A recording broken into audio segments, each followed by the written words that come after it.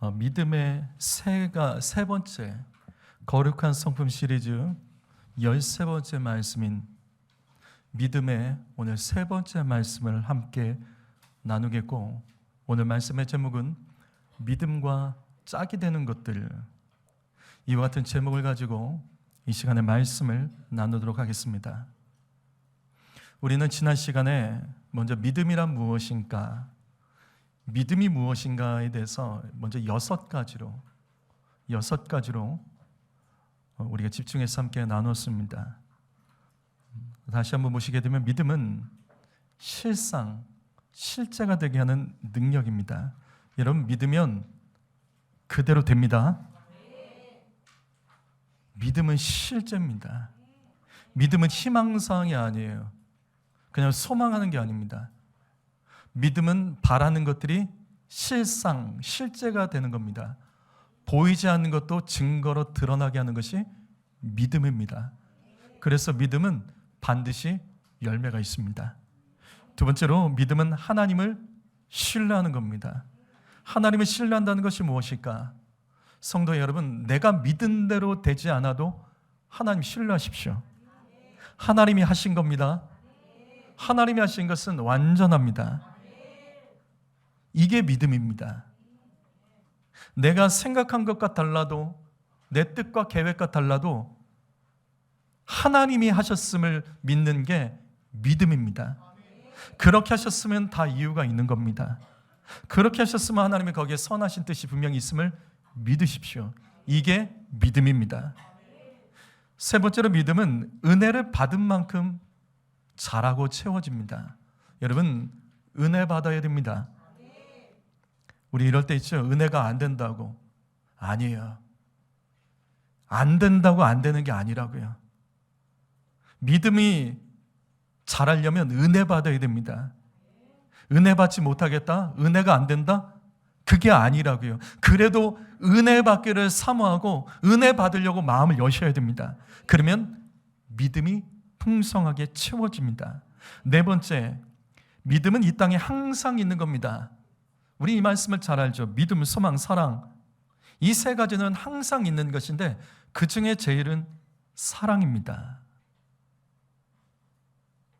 믿음, 소망, 사랑, 이 세 가지는 항상 있어야 될 것이라고요. 그런데 그 중에 제일이 사랑입니다.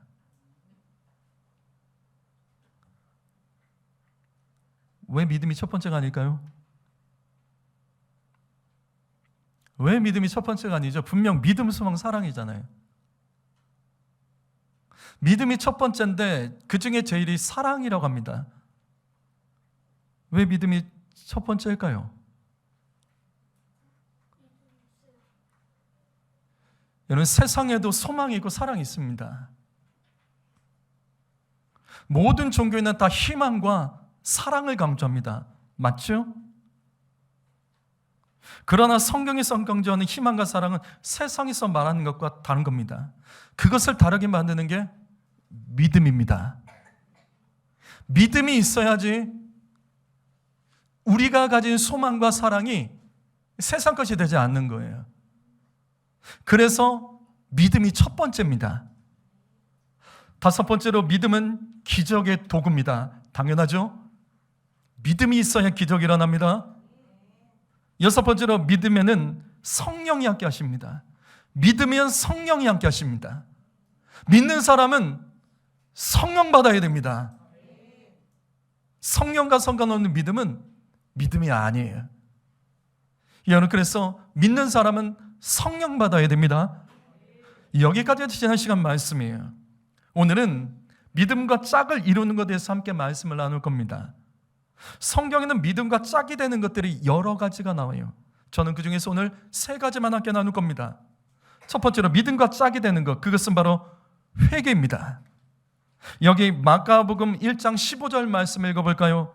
읽습니다. 시작.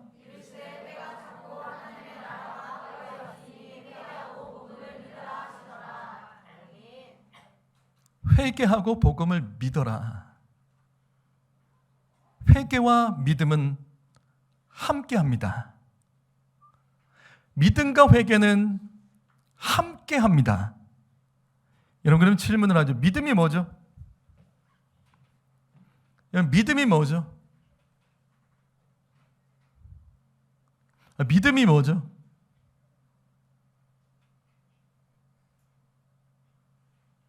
믿음이 뭘까요?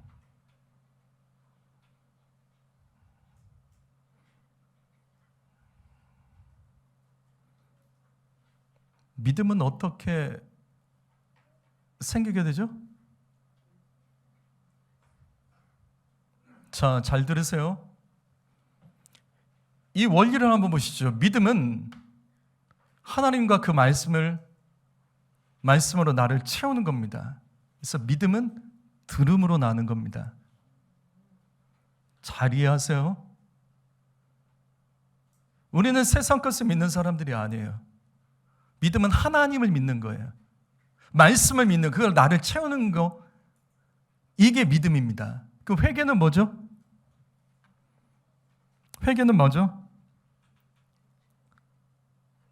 회개가 이거 반대예요. 나를 버리는 게 회개입니다. 무슨 말이에요? 믿음은 회개하는 만큼 채워집니다. 믿음은 회개하는 만큼 채워집니다. 우리의 죄는 나를 강조하기 때문에 하나님에 대한 믿음을 죽이게 만듭니다. 이거를 회개하는 거예요. 회개하고 하나님과 그 말씀으로 채워가는 것. 회개하는 만큼 우리는 하나님의 말씀을 채워갈 수 있고 하나님을 내 안에 담을 수 있는 겁니다. 성도 여러분, 그래서 잘 보십시오. 마태복음 22장 31절, 32절 말씀 읽어봅니다. 시작.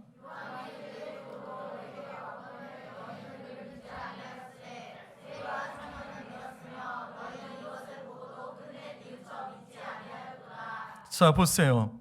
말씀 해석하죠. 요한이 나옵니다. 요한의 의에도. 여기 요한은 어떤 요한이죠? 예수님의 제자 요한이 아니라 세례 요한입니다. 그러면 세례 요한의 의에도, 이 도는, 성경에서 이 도는 말씀이라는 단어입니다. 요한의 말씀, 요한의 복음. 요한의 복음이 뭐죠? 그렇죠. 우리 이거 잘 알아요. 세례 요한의 복음은 회개의 복음입니다. 회개하라, 천국이 가까이 왔느니라. 그래서 요한은 회개하는 자들에게 세례를 베풀어서 요한의 세례는 회개의 세례입니다. 성경에 회개의 세례로 기록되어 있습니다. 그런데 이 말씀처럼 유대 종교 지도자들은 회개의 복음을 받아들이지 않았습니다. 이것에 대해서 세례 요한은 이렇게 말씀합니다. 그를 믿지 않았다. 그를 믿지 않았다. 회개하지 않는 것을 믿음이 없는 것으로 말씀하고 있습니다.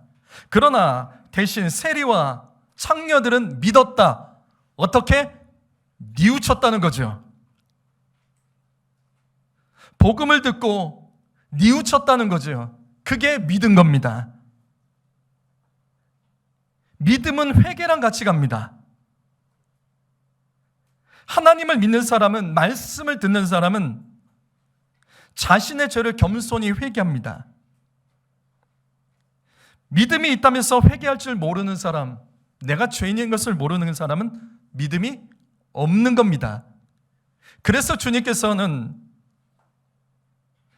이 당시에 종교 지도자들을 향해서 계속 화 있을진저라며 그들의 죄를 지적하셨습니다.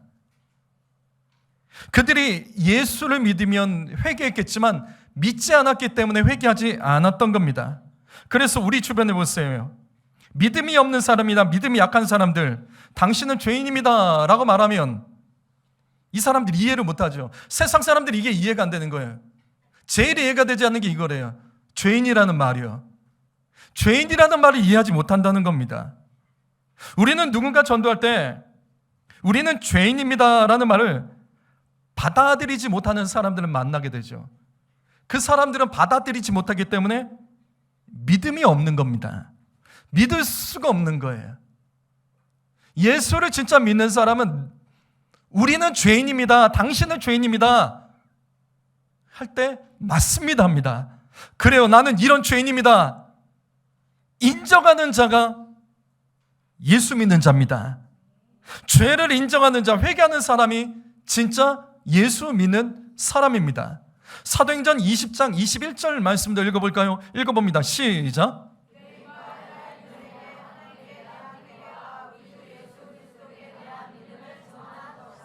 자, 이 말씀은 사도 바울이 유대인에게나 헬라인에게나 동일하게 전했던 복음의 내용을 말하죠. 그것은 바로 회개와 믿음입니다. 하나님께 회개하고 예수 그리스도를 믿어야 된다. 이게 바울이 전한 복음의 핵심이었죠.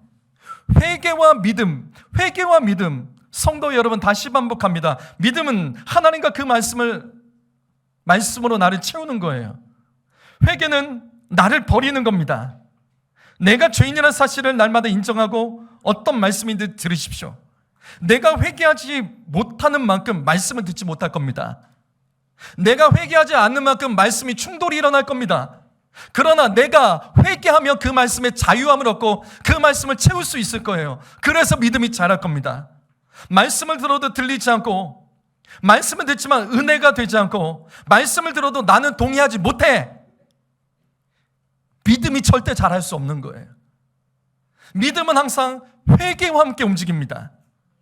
믿음과 회개는 같이 갑니다. 회개하는 크기만큼 믿음의 그릇이 되는 줄 믿습니다.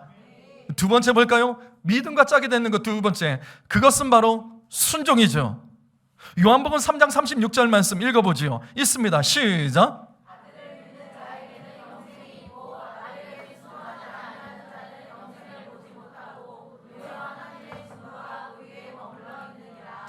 자, 보세요. 이 말씀은 예수님 말씀이 아니에요. 누구의 말이죠? 누구의 말이죠? 이 말씀은 세례 요한이 전한 복음의 내용의 마지막입니다. 세례 요한이 전했던 복음에 우리는 회개하라 천국이 가까이 왔느니라 이 말씀만 기억하지만, 요한복음 3장을 보시게 되면 세례 요한의 메시지, 설교 내용이 그대로 나와요. 그 맨 마지막 구절이 바로 이 말씀으로 결론을 맺습니다. 이 말씀은 믿는 자에게 순종이 얼마나 중요한지 강조하고 있는 거예요. 하나님의 아들 예수 그리스도를 믿으면 영생을 얻어 천국에 간다는 거예요. 맞죠? 여러분, 예수 믿어야 구원받습니다. 성도 여러분, 저는 성경 말씀 그대로 전하겠습니다. 예수 믿어야 구원받습니다. 그런데 예수 믿어도 영생을 얻지 못하는 자, 천국에 들어가지 못한 자들이 있습니다. 어떤 경우죠? 어떤 경우죠? 말씀만 그대로 보시죠. 예수를 믿는데도 어떤 사람은 천국에 못 가요. 어떤 사람이죠? 말씀에 순종하지 않는 자는 영생을 보지 못하리라. 우리는 이 말씀을 통해 깨달아야 됩니다.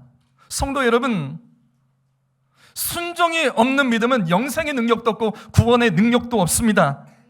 진짜 믿음은 순종의 열매예요. 열매를 통해서 증거되는 겁니다. 그래서 우리는 이 말씀을 이해할 수 있죠. 마태복음 7장 21절 말씀, 나더러 주여 주여 하는 자마다 천국에 못 갑니다. 다만 하늘에 계신 내 아버지의 뜻대로 행하는 자야 들어가리라. 맞지요? 우리가 주여 주여, 주님 믿습니다, 믿습니다. 그렇게도 하늘에 계신 하나님 아버지의 뜻, 하나님의 아버지의 뜻, 기록된 이 말씀입니다. 우리에게 이 말씀은 주님께서 주셨어요. 즉, 말씀을 듣고도 행하지 않는 사람은 천국에 들어갈 수 없다. 이건 분명한 성경의 결론이에요. 여러분, 저는 지금 행위 구원에서 말하는 것이 아닙니다. 믿음은 믿음으로 구원받는 거 맞아요.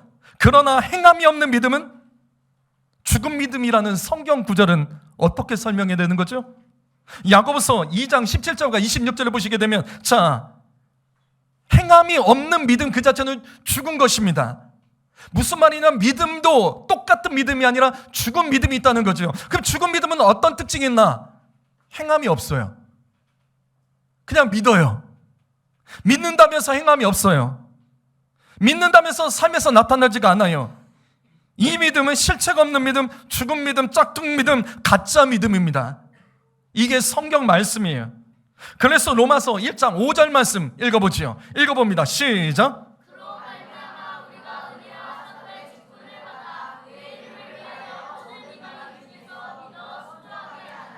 자, 바울은 자신이 복음 전파의 사명을 감당하는 이유를 이렇게 말합니다.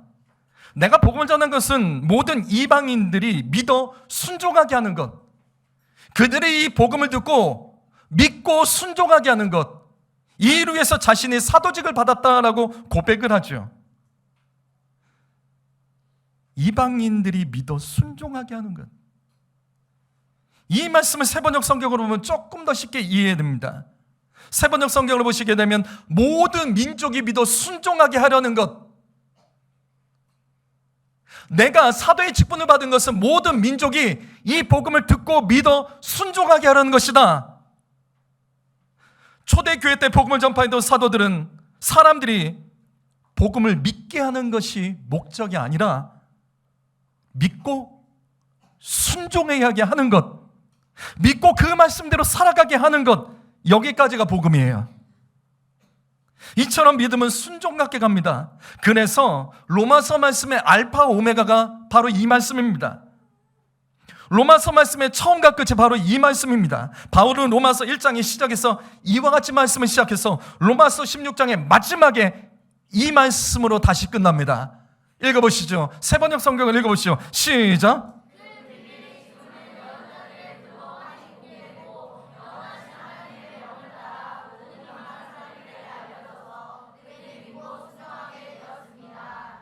이 복음, 구약 성경으로부터 선지자들로부터 예언된 복음은 믿고 순종하는 겁니다. 그 믿고 순종하며 그 말씀대로 살아가게 하는 것, 여기까지가 복음이에요. 복음은 그냥 믿는 게 끝이 아니에요. 순종하는 것까지가 복음입니다. 그래서 믿음은 순종과 같이 다닙니다. 누가복음 18장 8절 말씀, 그러나 인자가 올 때 세상에서 믿음을 보겠느냐 하시니라. 여기 인자가 올 때는 세상의 마지막 때입니다. 잘 보세요. 예수님 말씀입니다. 예수님께서는 마지막 때 믿음을 볼 수 있는 자를 찾으신다는 거예요. 이 말씀 놓치지 마세요. 주님은 믿음을 볼 수 있는 자들을 찾고 계십니다. 우리의 믿음은 보이는 거예요. 우리의 믿음은 열매가 있는 거예요. 우리의 믿음은 순종입니다. 순종이 없는 믿음은 죽은 믿음이에요.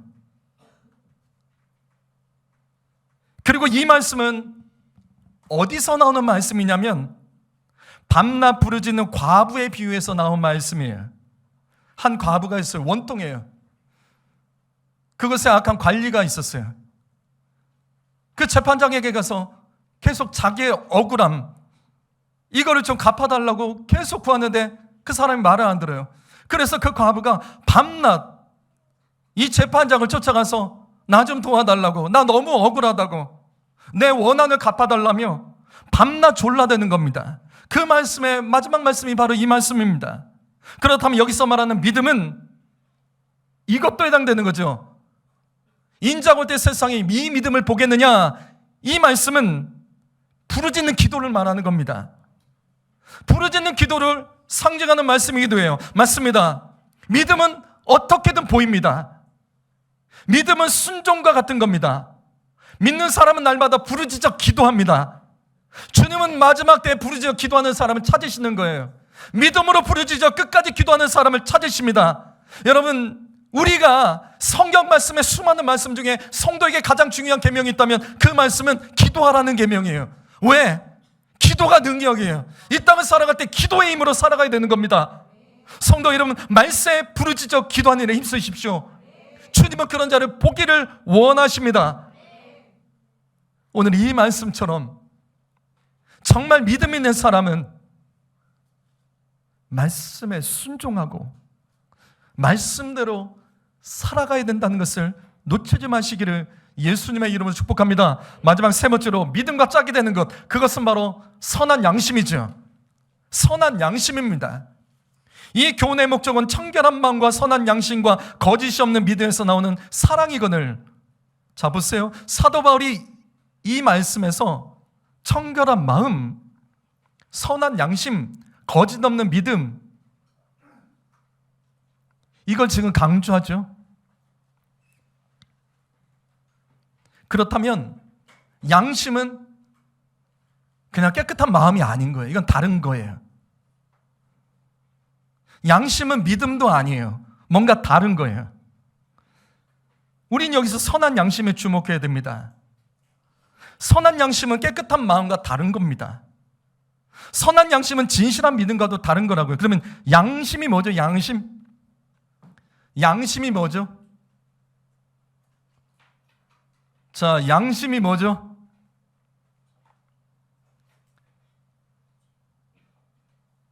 양심이 뭐예요?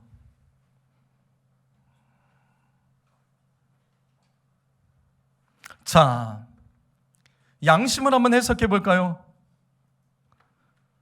이 양심은 우리가 사람으로서 세상을 살아가는 보편적이고 일반적인 기준, 인식을 말합니다. 이게 무슨 말이냐면, 약한 사람이 있으면 도와주는 게 인간의 본성이죠. 맞죠?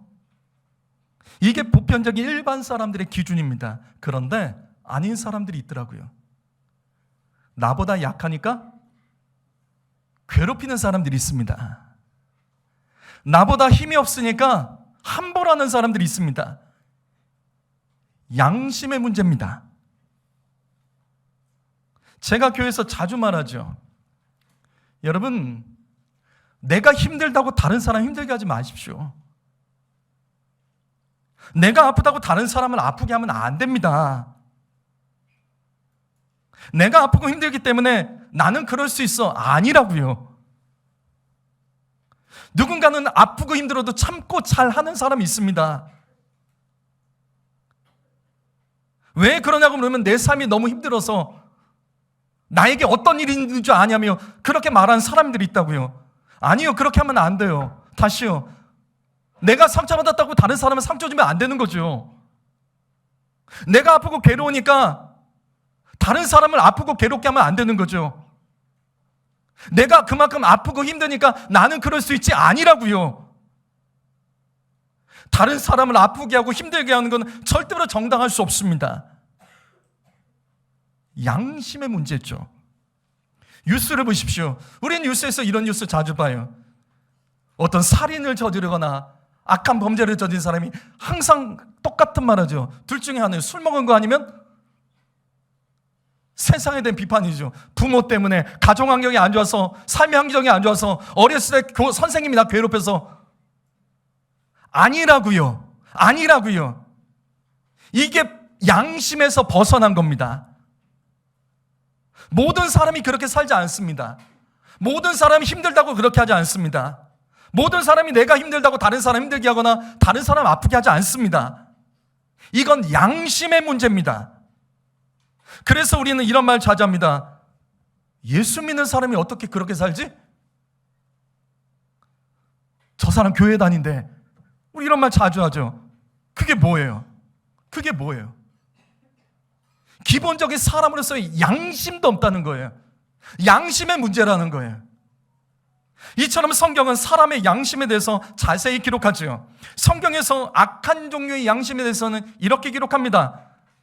약한 양심. 양심이 약한 사람이 있어요. 약한 사람이 있어요.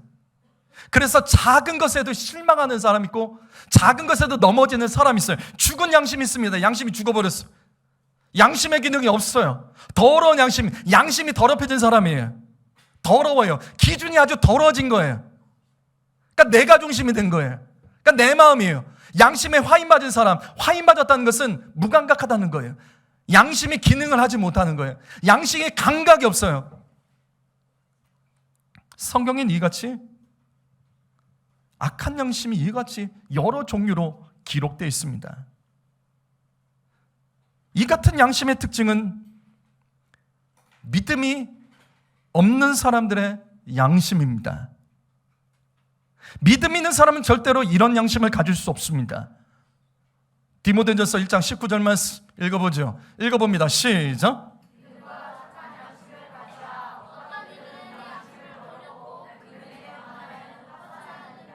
보세요. 믿음과 선한 양심, 착한 양심은 함께합니다.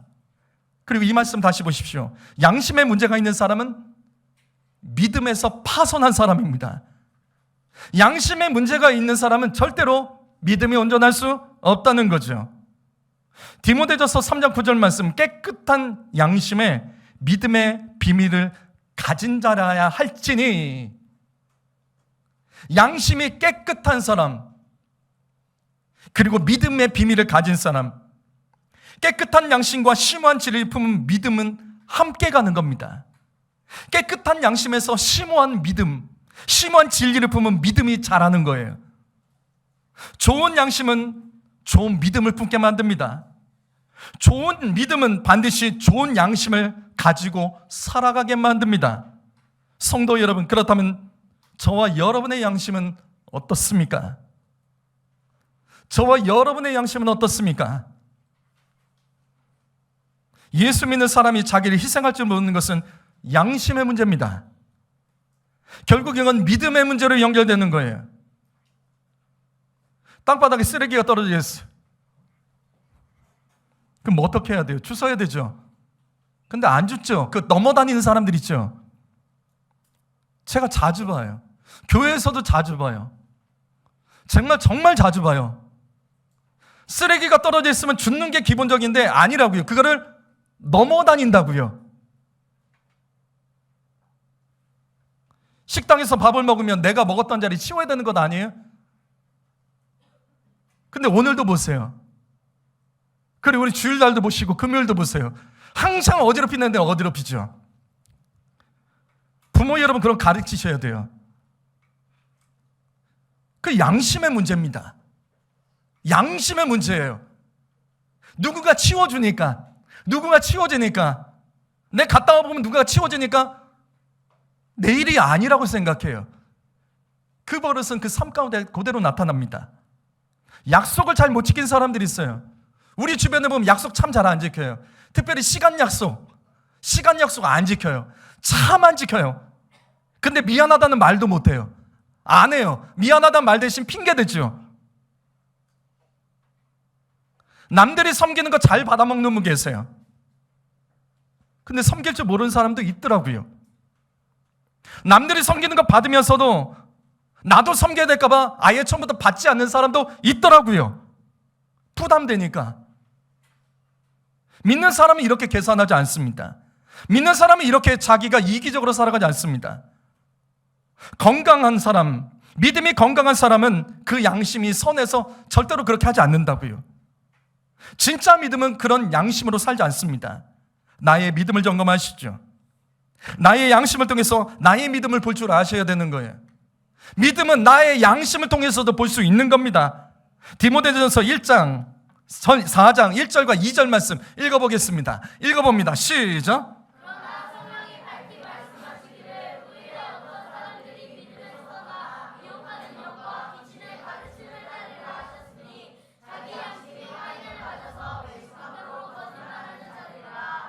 사도 바울이 말씀 묵상하다가 성령께서 분명히 가르치신 하나님의 음성을 듣게 됩니다. 그것은 앞으로 많은 성도들이 믿음에서 떠나게 될 거라는 거예요.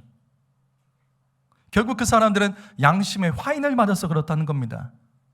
양심의 마비가 돼서 귀신의 가르침을 따른다는 거죠. 그 가식적인 믿음을 갖게 된다는 겁니다. 성도 여러분, 가식적인 신앙은 양심이 마비됐기 때문에 그런 겁니다. 가식적인 신앙은 하나님 말씀이 아닌 귀신의 가르침을 따릅니다. 그래서 믿음에 떠나는 거죠. 무슨 말이냐면 예수 믿는 사람은 믿는 사람으로 그렇게 하면 안 되는 당연한 것들을 하지 않아야 되는 겁니다. 예수 믿는 사람은 말하지 않아도 진짜 믿음 있는 사람들은 양심이 있기 때문에 세상 사람들도 하지 않는 것은 안 합니다. 그렇게 하고 핑계대지 않습니다. 자, 이걸 잘 이해하세요. 진짜 믿음은 사람으로서의 보편적인 다른 사람들의 기준과 양심에서 벗어나지 않습니다. 무슨 말이냐면 진짜 예수 믿는 사람은 그 사람됨이 믿음이 없는 사람보다 나아야 된다고요. 예수 믿지 않는 사람도 선한 양심을 가지고 살아가는 사람들이 많습니다. 그래서 예수 믿는 사람은 예수 믿지 않는 자보다 속이 좁으면 안 되죠. 예수 믿는 사람은 예수 믿지 않는 자보다 거짓말하면 안 되죠. 약속을 잘 지켜야 되죠. 약속을 못 지키면 사과할 줄이라도 알아야죠. 예수 믿는 사람이기 때문에 그렇게 하는 것이 아니라 사람은 그렇게 하는 겁니다. 바로 이겁니다. 믿음 있는 사람은 상식적입니다. 믿음이 있는 사람은 예의가 있습니다. 믿음이 있는 사람은 이기적이지 않습니다. 믿음 있는 사람은 계산하지 않습니다. 이 말을 오해하지 마세요. 믿음이 있으니까 이렇게 안 한다가 아니라 믿지 않는 사람도 이렇게 살아가지 않습니다. 예수 믿는 사람은 최소한 믿음 있는 사람은 이거 정도는 돼야 된다는 거예요. 이것도 안 되면 믿음이 없는 건 당연한 거예요. 나의 양심을 점검하십시오. 예수 믿는 사람이 최소한 믿지 않는 사람의 일반적으로 살아가는 사람들보다 옹졸하고 편협하고 이기적이고 자기중심적이고 거짓된다면 그건 믿음이 정말로 없는 겁니다. 믿음이 있어도 이렇게 방황할 때가 있다? 예, 그럴 수 있습니다. 다시요. 그러나 믿음 있는 사람은 회개한다고요. 엎드릴 줄 안다고요. 핑계대지 않는다고요. 믿음 있는 자녀들은 믿음이 없는 자녀들보다 부모에게 더 순종합니다. 맞죠? 예수 믿는 자녀가 예수 믿지 않는 자녀들보다 부모에게 순종을 못하면 그게 예수 믿는 겁니까? 하나님을 경외하는 사람이 부모를 공경하지 못하고 어른을 존중하지 않으면서 어떻게 하나님을 경외합니까? 이미 양심부터 문제가 있는 거죠.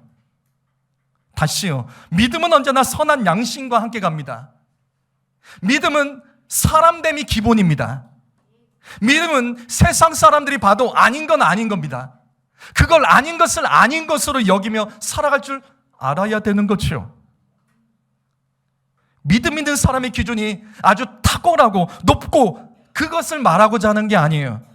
믿음이 있는 사람은 최소한 세상의 양심에서는 어긋나지 않아야 되는 게 믿음이 있는 사람 아닙니까?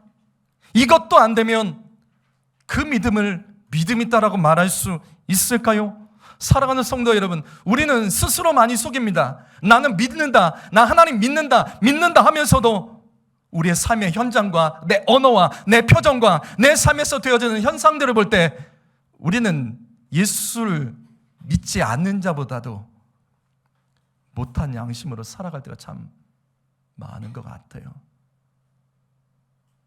믿음은 우리를 과한 것을 요구하지 않아요. 최소한 양심은 있어야 되는 겁니다. 사랑하는 성도 여러분, 살다 보면 실수할 수 있고 믿음을 잃어버릴 때가 있고 방황할 때가 있어요. 그건 목회자인 저도 마찬가지고요. 근데 그걸 창피할 줄 아셔야 되는 거예요. 누군가에게 지적받으면 그때라도 그걸 하나님의 음성으로 빨리 엎드릴 줄 알아야 되는 거예요. 완전하라는 게 말하는 게 아니에요. 완전해지라고 말하는 게 아니에요. 믿는 사람은 최선의 양심을 가지고 누군가 나에게 말을 할 때 경청이라도 할 수 있어야 되는 거죠. 세상에 믿지 않는 사람들보다 못하면 어떡합니까? 우리 주변에 특별히 가족들에게 복음을 전하고 내 가까운 친구들에게 복음을 전할 때 가장 힘든 지점이 바로 이거예요. 우리가 믿음이 있다면서도 그들의 눈에 세상 사람들보다 못한 그 기준도 넘지 못하는 그런 양심과 그런 모습으로 우리가 살아갔던 것은 없습니까? 우리의 생각이 부정적이고 입술이 부정적이고 날마다 삶 속에서 원망과 불평, 또 미워하는 사람을 용서하지 못하는 마음이 마음에 가득하고 있지는 않습니까? 그것을 말하면서도 예수의 복음을 전하고 그가 우리를 위해 죽었다, 그가 우리의 죄를 용서해 주게 죽었다, 이게 그들에게 돌아가겠냐고요. 성도 여러분, 진짜 믿음이 있는지 우리 스스로 점검해 봅시다.